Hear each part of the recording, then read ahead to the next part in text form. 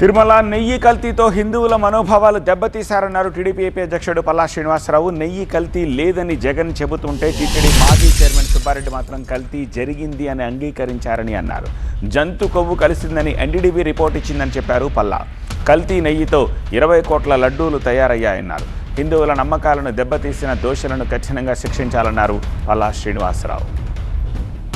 ముఖ్యంగా ఈ నెయ్యి కల్తీ విషయంలో మనం కొంచెం ఆలోచన చేస్తే, నెయ్యిలో కల్తీ లేదని చెప్పేసి మాజీ ముఖ్యమంత్రి గారు చెప్తున్నారు కల్తీయే లేదని.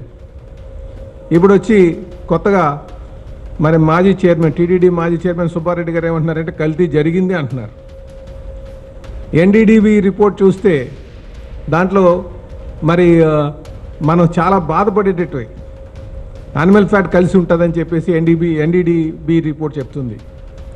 ఇలాగా ఏది ఏమైనప్పటికీ కూడా కల్తీ నెయ్యితో సుమారు 20 కోట్ల లడ్డూలు తయారు చేశాడన్న దానికి ఎటువంటి సందేహం లేదు. 68 లక్షలు కేజీలు ఒక నెయ్యి వాడానంటున్నారు. ఆ బోలేబాబా డైరీ రికార్డ్స్ అన్ని తీస్తే రామారమి 60 లక్షల దాకా పామ్ ఆయిల్ కొన్నారండి. అంటే పాలుతో కాకుండా తయారు చేయబడినటువంటి దాంతో లడ్డూలు తయారు చేశారు.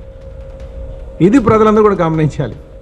ఇది కేవలం ఆర్థిక ఉపేక్ష, కేవలం డబ్బుల కోసం కకృతిపడి హిందువుల మనోభావాలని తాకట్టు పెట్టే విధంగా ఈరోజు మాకు బాధగానే ఉంది.